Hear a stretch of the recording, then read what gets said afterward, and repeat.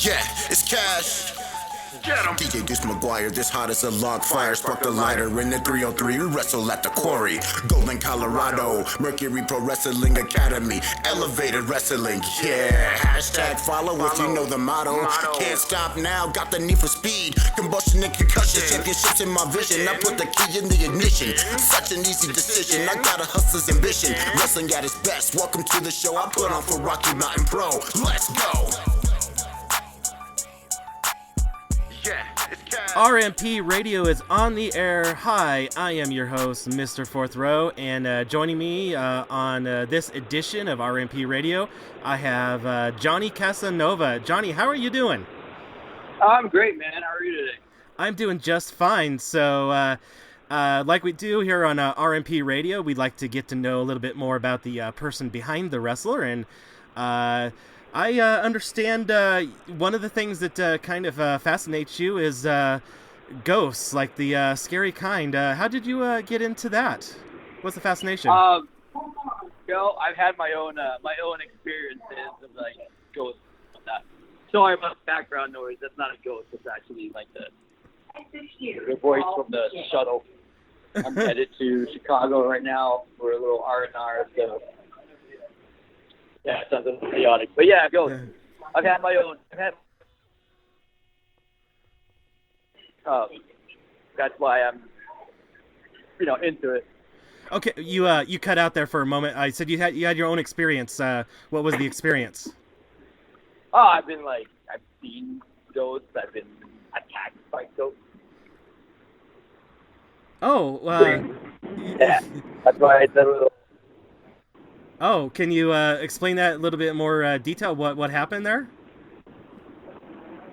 Yeah, so I was. It was like after a few years ago, almost 4. I was in Fort Collins visiting a friend, and she lives in an old farmhouse. And we went out, look around Halloween time, which is even kind of weird too, because it's that time of the year, right? Yeah. So we went out to drink, and just dinner.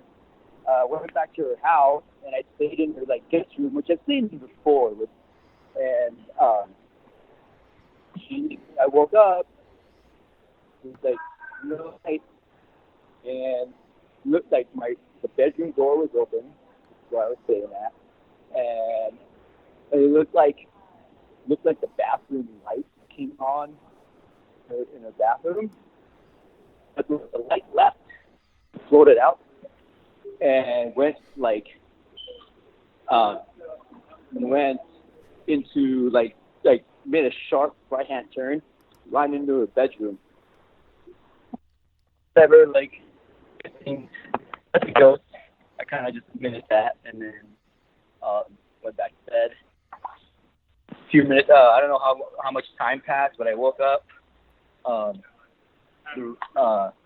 on my back, and it felt like the room was being squeezed, and I felt something sit on the bed next to me, pin me down, and then I felt like something squeezing my pillow, and then I heard a growl, and I look up, and there's this. You ever seen the movie The Abyss? You've seen the Abyss, right? So there was So it's kind of it looked like that water alien thing. Yeah, the spout. But it was a woman.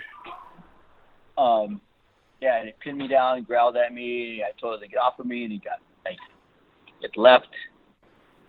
And I just kind of put the blanket over my head, and then I woke up to her roommate letting her dog out. And actually, when I put the blanket over my head, I felt hands pinning my head. And a few minutes later, I opened the door, lets your dog out. The dog sits in the bed, kind of stares out, it was staring at something in the corner. And then I Yeah, woke up in the morning, told my friend about it. She then like had a medium show up, and in her house there was actually 3 ghosts. One, it was a woman who killed herself in the bathroom that was hiding in the closet where I was staying. A little girl that watches her dress up in the morning or get dressed, and then an old Japanese man like in the basement. So it was really like, yeah, it was pretty strange. Oh wow. So, Yeah. do you think your dog, people think that dogs kind of have like sometimes they have a little ESP. Do you think your dog was seeing that as well, or feeling it? Her roommate's dog. I think so. Yeah, I think so. I mean, dogs and cats probably like. I have like people kind of theorize that like, I don't know if you have a cat or not, but like sometimes you can't find your cat inside. Like you'll be in your, like an indoor cat, and sometimes you can't find your cat. Right. And sometimes they say that like they might have like somehow like passed through like the spirit world on a door. That's why they're missing. You can't call them, and all of a sudden they find their way back, and they're like in your house again. So like, who knows? I don't know. Oh. All I know is what I've experienced. Oh, okay.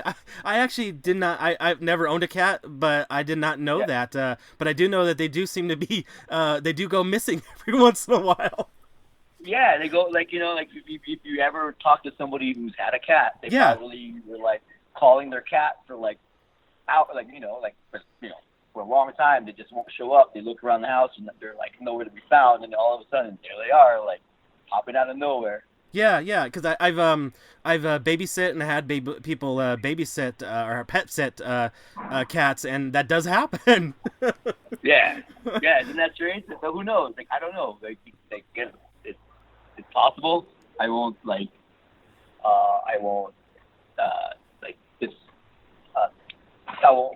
put that off, but the cat knows. Yeah, that's true. It knows where it's been. I hope. Yeah, exactly. You ever see like your dog? Sometimes your dog just stares off at something. You don't know what the heck it's looking at. It just kind of looks at something. Yeah. Yeah, cats do that a lot too. Like it's like, well, what do you see? I don't know what you see, but hopefully it's nothing bad. Okay, so then did this these events kind of make you want to explore this phenomenon more? Is that what happened, or no? Oh, no, I don't. I'm not. I'm not that like I like investigating, but I don't think I would like want to investigate myself. Like a ghost hunter. No, yeah, I don't know if I really want to. Like, I don't want the attachment. Like, I don't want you getting attached to me and like coming home with me. Right. And like, yeah. So I just rather just, hey, like one really crazy experience like that is enough for me in my lifetime. I see. Oh, okay. All right. Well, switching gears for just a moment, one other thing that you had mentioned to me that you're into is board games. How did you get into that? Is that because of your children, or? No. Like you kind of just it's like just playing like Dungeons and Dragons and stuff. Then you find like different board games you can play. So like I got into this game called Zombicide, which is really like a zombie survival game, but it's a board game. Then I kind of like mixed it up with I don't know if you ever played this game called Hero Click. I know of it, yeah.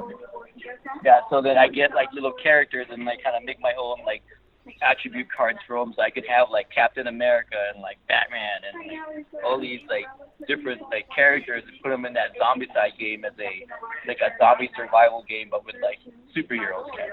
Oh, okay. And so is it like a role playing game? It's like a D&D. It's like a GURPS, that kind of thing. Yeah, it's kind of like that. Yeah, it's basically you get a mission and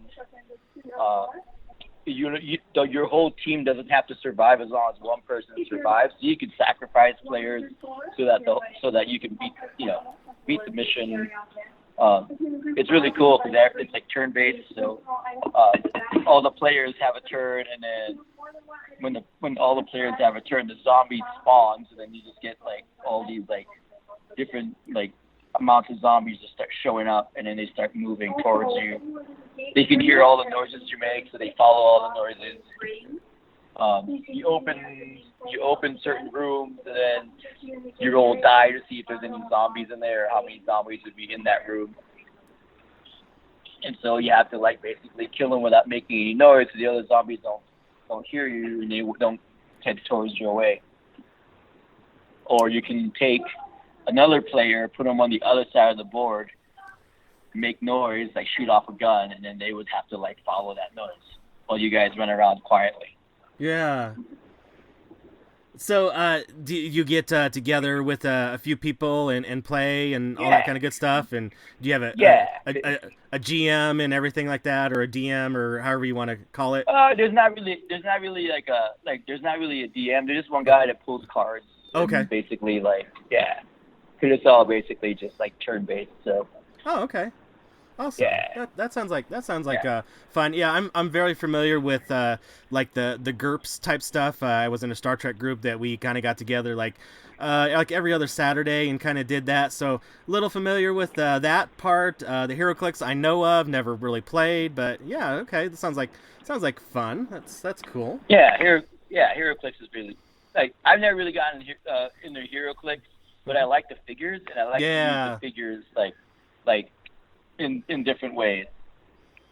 Yeah, because those are fun to even just collect. Yeah.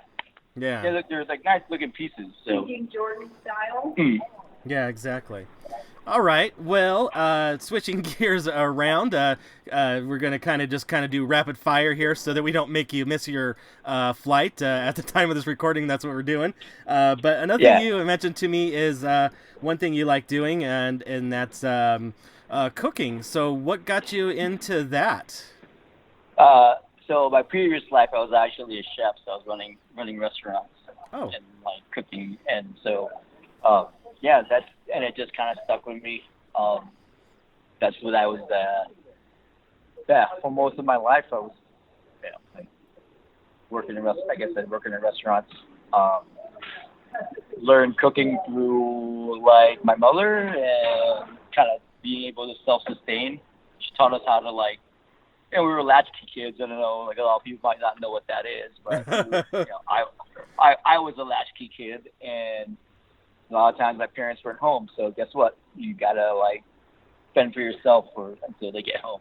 Yeah, right. She taught me how to cook, and then I started working as a bar back at the sushi bar. Okay. And then one day they were just like, "We need help making sushi. You know how to do it?" I'm like, "I don't know. You could teach me." And all of a sudden, I became a sushi chef, and I ended up working my way up and running restaurants, running, sushi bars, and then kind of spread from there, and just started working all kinds of other cuisines and stuff.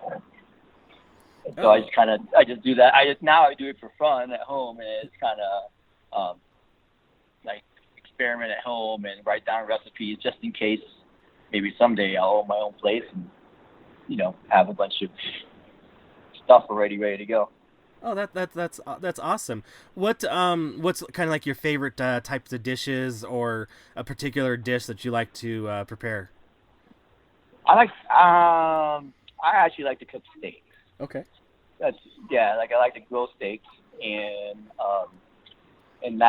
lately I've been doing a lot of soups and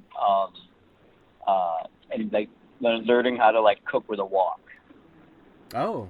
So those are wok cooking's really it's really difficult because you're working with really high heat, and then you can burn your food, or you can cook it very, very really, or it can come out really, really good if you just if you happen to time it just right. So it's timing.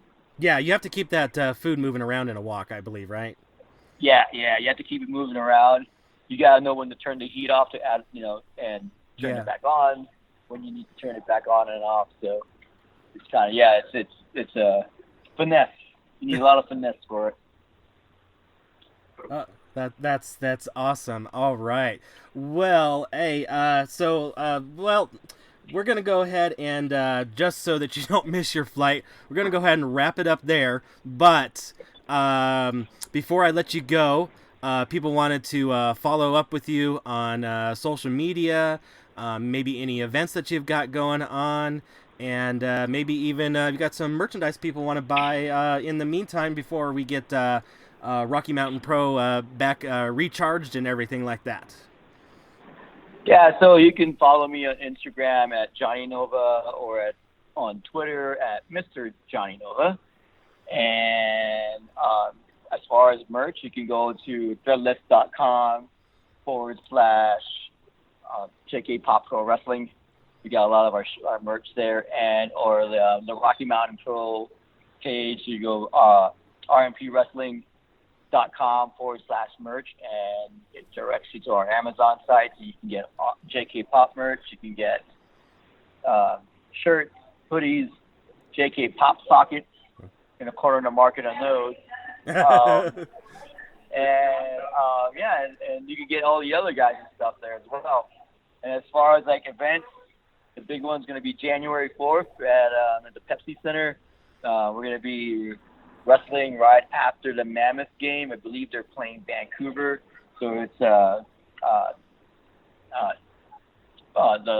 Rumble at the Loud House is what it's called. So, yeah. It's going to be a fun time. What's cool is that Pepsi Center is like producing the whole thing. So big entrances, lots of lighting. It's going to be almost like SmackDown or Raw over there. So it's going to be really nice. Yeah, it's going to be a fun time there at the Pepsi Center. So yeah, awesome. All right. Good old time. Yeah, cool. All right. Well, Johnny, I do appreciate you coming on to this edition of RMP Radio. And, of course, I'll be in contact soon. Yeah, definitely. Get Kid and Koyama on the show. Yeah. We'll do. All right. Once again, a big thank you to Johnny Casanova for coming on to this edition of RMP Radio and letting the listeners get to know just a little bit more, like we say, about the person behind the wrestler. I hope this conversation is audible to you guys. If you guys are anywhat familiar with Denver International Airport, the quality cell phone signal and Wi-Fi and stuff is can be tricky and troublesome at times, especially when you're on the shuttle to get from check-in into the concourses. That train is tricky, so I hope you guys all enjoyed that and everything. So it was a fun time there talking to Johnny Casanova, and now he put out a challenge to his tag team partner of JK Pop, Caden Koyanama, to come on the show. So Caden, let's talk and get you on. All right, well, before we go, let's pay some bills like we used to say back in the day. You want to get some great, fantastic merchandise, of course, head over to rmpwrestling.com, click on the merchandise link, or you can even go into your Amazon search bar and type in Rocky Mountain Pro, and you can find everything right there. And of course, this item of the week is any JK Pop merchandise. I personally pretty much have every single shirt, as JK Pop is probably the most prolific merchandise seller at Rocky Mountain Pro. They always have something new just every few months. So I'm going to say the item of the week maybe is maybe a pop socket to hold on to your cell phone and prop it up and all that kind of good stuff for viewing hands-free when you're on the couch or kitchen table, making dinner, cooking, and things of that nature. If we can tie this whole interview all together. So upcoming events for Rocky Mountain Pro, December, the one, of course, is the Rack House Pub, the Rocky Mountain Pro Experience, the last Friday of December. But then, of course, we're going to hit it big with the event at the Pepsi Center for the Rocky Mountain Pro invading the Pepsi Center right after the Colorado Mammoth game. You can find links to purchase tickets for that either at rmpwrestling.com. Click on the events link, or if you go over to the Facebook page, there's do some searching and you should be able to find that link there.